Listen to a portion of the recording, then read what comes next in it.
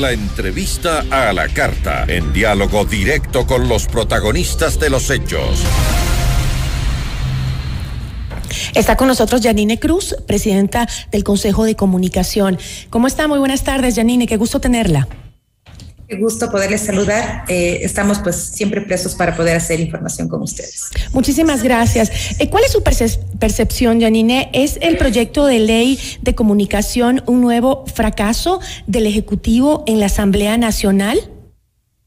Bueno, realmente es una estocada en contra del Estado ecuatoriano porque se pretende penalizar la opinión bajo los artículos que hace referencia pues a la aprobación el día de ayer. Hay artículos que sí nos preocupan, como por ejemplo el artículo 11 y 12, que habla sobre la responsabilidad ulterior, pero se incorpora una frase que señala que sin perjuicio de las acciones civiles o cualquiera de otra índole. Aquí entra pues el tema penal, deja muy abierto este artículo para que en lo posterior, si se aplica esta norma, se pueda sancionar penalmente a cualquier periodista por su opinión. Y es lamentable saberlo porque hay una sentencia por parte de la Corte Interamericana de Derechos Humanos en el caso del diario El Universo, donde obligan al Estado ecuatoriano a tener en cuenta pues el abuso de la norma para no penalizar la opinión. ¿Podemos explicar un poquito más profundamente de qué manera el proyecto aprobado promueve la persecución de los comunicadores? Esto sobre todo considerando que Marcelo Holguín había asegurado que este proyecto no judicializaba la opinión ni a los comunicadores y que no permitía sanciones penales tampoco, sino que planteaba pasar del proceso judicial al proceso de capacitación. Eso fue lo que dijo Marcelo Holguín. No, eso es totalmente falso. Si nosotros podemos analizar de manera minuciosa el artículo 11 y 12, habla de la responsabilidad ulterior de los medios de comunicación y por supuesto de los comunicadores o periodistas que tienen pues la labor de investigar o de informar. Aquí claramente se señala que cuando exista algún comentario o contenido que está fuera de la veracidad, se puede tomar decisiones civiles o de cualquier otra índole. Cualquier ciudadano o cualquier jurista puede dar fe de que otra índole puede ser la acción penal. Es demasiado abierto. Exacto, aquí claramente habla del tema pues penal. Si bien es cierto, genera, por ejemplo, el tema de análisis en el tema de capacitación, pero genera mecanismos de coerción como las capacitaciones, los hacen ver como eso, como un tema de sancionar con una capacitación, quitando la esencia de lo que es la prevención que éstas tienen. Lo mismo ocurre pues con el rol de la Defensoría del Pueblo. Se desconfigura su accionar como institución, sobre todo en la defensa de los derechos humanos, y la pone como encargada de controlar a los medios de comunicación. Es decir, quieren pasar de una defensoría del pueblo a una defensoría de la guillotina o la defensoría pues de una ley mordaz. Ahora, Yanine, ¿por qué era necesario que se apruebe una nueva ley completa y no un proyecto de reformas? Bueno, nosotros entendemos la importancia sobre todo de que se pueda poner mayor énfasis en el tema del sistema de protección, que vincule a las instituciones estatales a los trabajadores de la comunicación. Por ejemplo, en el artículo 42,1, que habla del sistema de protección, no hay una responsabilidad de ciertas instituciones para presentarle a los periodistas, a los comunicadores, un sistema que se pueda garantizar, es decir, poder darle mayor responsabilidad. Actualmente el Consejo tiene esa competencia, pero nosotros nos hemos sostenido en el tiempo con convenios en donde las instituciones apoyan desde, obviamente, sus facultades, pero se necesita fijar la realidad, sobre todo de lo que ha acontecido en las últimas manifestaciones. Hemos evidenciado más de 200 agresiones a los periodistas y a los medios de comunicación en 18 días. Yo considero que también se tiene que poner en análisis lo que sucedió con los colegas del diario El Comercio y que hay una deuda por parte del Estado. Así que esto hubiese sido importante para que ellos mejoren estos articulados y se pueda garantizar. El Consejo de Comunicación, por ejemplo, dejará de ser un ente autónomo en los hechos. Todos los delegados, incluido el presidente, siempre que no sea el delegado del Ejecutivo, señala, serán los funcionarios de las instituciones delegantes. Aquí la pregunta es cómo se puede garantizar entonces la actuación desde el Consejo cuando las agresiones a la periodista sean, por ejemplo, ejercidas por alguna de las instituciones que tienen delegados en el Consejo. Son temas que sí nos hubiese gustado que puedan hacer una radiografía de la realidad de cada una de las instituciones, no solamente el Consejo, sino también de la Defensoría del Pueblo. Estamos en las competencias necesarias, hay el presupuesto necesario, hay el personal necesario para poder sobrellevar esto. Lamentablemente no hay artículos que puedan justificar lo que nosotros estamos pues obviamente cuestionando. Usted entonces acaba de plantear con los ejemplos que dio, como el del diario El Universo, que fue uno de los más graves que sentimos y que vivimos los periodistas en aquella época, la está comparando, o sea, está diciendo que es más o menos el mismo formato, ¿no? Es el mismo formato. Y, por ejemplo, ¿podemos aclarar justamente cuáles son las similitudes entre el proyecto aprobado y la ley Mordaza elaborada en la época del correísmo? Ya, lo más parecido a la ley Mordaza que se puede en este caso evidenciar es el artículo 11 y 12, que hace referencia a que se puede retomar acciones civiles o de cualquier otra índole. El artículo 17, donde se incorpora que sea el Estado quien diga qué noticia es verdadera o qué noticia es falsa. El hecho de que le den, por ejemplo, en el artículo 5 al Consejo de Comunicación establecer mecanismos y reglamentación para nosotros controlarle a los medios de comunicación la existencia de los códigos deontológicos. ¿Cómo el Consejo de Comunicación puede reglamentar? ¿Cómo puede controlar, por ejemplo, en este medio de comunicación en el que estamos en este momento?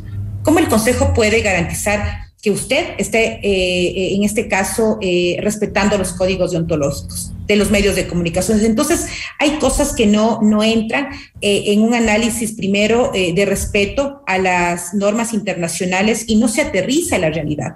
Esos son los artículos que realmente nos ha preocupado, y también se legaliza la existencia de medios gubernamentales que tengan pues como objetivo el poder difundir las acciones de los diferentes funcionarios públicos. Si usted analiza, eso está en el artículo 37 de la reforma.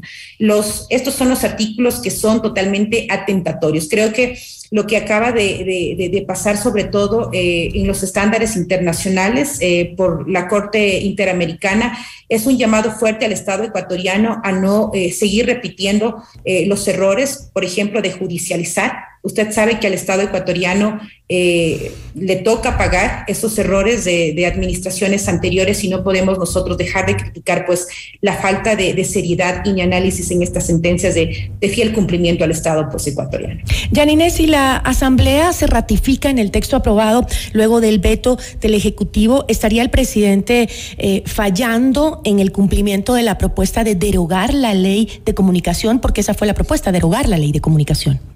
Bueno, yo creo que hay una salida que la tiene pues el Ejecutivo, que es en el veto total de esta normativa, y en este año que queda pues trabajar con un reglamento, con la ley actual del 2019. Y justamente me llama la atención porque con los legisladores que hoy están defendiendo esta propuesta que penaliza la opinión, la trabajamos en el año 2019. Ahora le toca también a la sociedad civil, a los gremios, al Colegio de Periodistas, a la Federación de Periodistas, a la Unión Nacional de Periodistas, a hacer pues vocería y poner en alerta, porque esto no es en contra del gobierno, no es en contra solamente de los periodistas, es en contra de un Estado donde tiene que tener garantías para poder desenvolverse democráticamente. Pero el gobierno dialogó con los medios de comunicación y con los periodistas para elaborar el proyecto de ley. A ver, en la Comisión de Relaciones Internacionales, la posibilidad de hacer la invitación abierta. Si hubo 2 informes, pues hay que también preguntarse por qué no pasó el primer informe por parte de la comisión. Yo he sido también crítica en este sentido de que falta el poder sobrellevar un debate mucho más abierto, donde sea el análisis minucioso sobre todo lo que hablamos, el tema de las sentencias. La reforma, por ejemplo, no recoge los estándares establecidos por la Corte Constitucional, tanto en las sentencias del caso, el diario La Hora, como en el caso pues del avistazo, así como las opiniones establecidas por el caso pues del Universo. Y eso sí es preocupante, porque no hemos aprendido del exceso de la norma o de judicializar. Así que la Asamblea tiene que responder, y esperemos que frente pues a la decisión por parte del Ejecutivo se pueda debatir lo que realmente esto ocasiona para la libertad de prensa y para el trabajo periodístico. El gobierno había anunciado que el presidente Guillermo Lasso evaluará las acciones pertinentes para precautelar la democracia en base a lo que ha sucedido con esta ley. Pero el Ejecutivo entonces se supone que vetará el proyecto de reforma. Hace poco escuché al asambleísta Juan Fernando Flores que había solicitado una reunión con el Ejecutivo para la comisión poder obviamente analizar lo que afecta a estos artículos al trabajo periodístico, y en este caso tendrá el Ejecutivo pues la última palabra, si es el veto total o el veto parcial, y la Asamblea Nacional tendrá la responsabilidad pues de dar paso o no a lo planteado por el Ejecutivo. ¿Y el proyecto del Ejecutivo incluía el tema de las frecuencias? No, para nada. Nosotros entendemos que el primer proyecto enviado por parte del Ejecutivo era una ley que se denominaba libertad de expresión. Luego de esto se incorporaron otros proyectos de las diferentes bancadas que a la final los propios legisladores que propusieron no apoyaron el informe de la comisión. Por lo tanto, sí es interesante analizar por qué no se dio continuidad o por qué no se aceptaron las otras opiniones, porque también se incorporó el tema de los medios comunitarios, que me parece que es importante reconocer, y sobre el tema de las frecuencias, que es un tema tan sensible que se tiene que poder articular inclusive con la institución. Arcotel tiene la responsabilidad obviamente de entregar una radiografía de cómo se venía manejando el tema de las frecuencias y cómo poder mejorar. Por ejemplo, es primera vez que en el Consejo de Comunicación logramos pedir un informe de si es que se respetaban o no las acciones afirmativas para los medios comunitarios. Y bueno, el tema también de publicidad. Lamentablemente en el informe la mayoría de gobiernos autónomos descentralizados no respetaban el artículo 94 sobre el tema de publicidad. Entonces, estos temas sí eran importantes analizarlos en torno a qué pasó con la ley anterior o cómo se podía mejorar, pero no se ha dado un debate en torno pues a los errores o en torno a artículos que deberían mejorarlo, como es el sistema de protección a los periodistas. Se habría perdido entonces una buena oportunidad para hacer una normativa que más bien impulse a los periodistas a un trabajo honesto, a un trabajo sin riesgos también. No, indudablemente. Nosotros entendemos que es una ley lamentablemente construida desde la revancha. No se fija en un sistema de protección como lo habíamos hablado. Entendemos la situación en el interior de la Asamblea.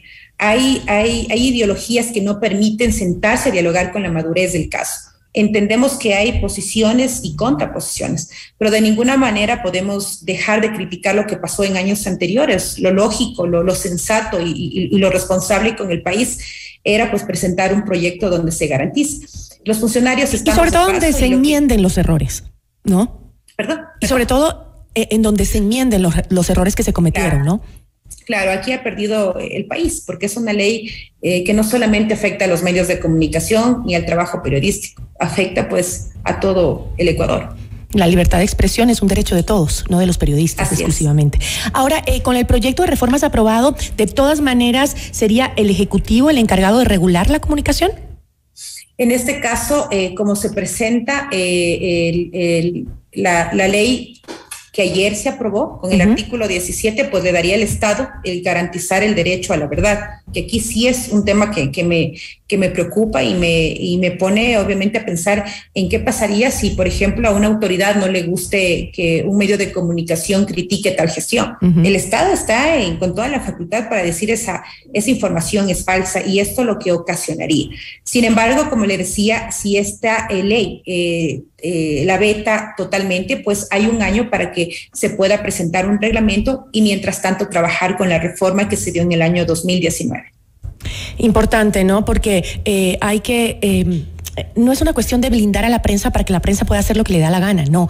Así es. La idea es que si, como decía, un funcionario público tiene una queja sobre algo que se dijo y que considera que no es correcto, que está fuera de contexto, que es una información falsa, tiene todo el derecho y las herramientas para pedir y exigir que se rectifique esa información. Pero otra cosa es no soportar una crítica y meter preso a un periodista porque no me gusta cómo me criticó, o dañar la imagen de un periodista porque no me gusta lo que dijo de mí.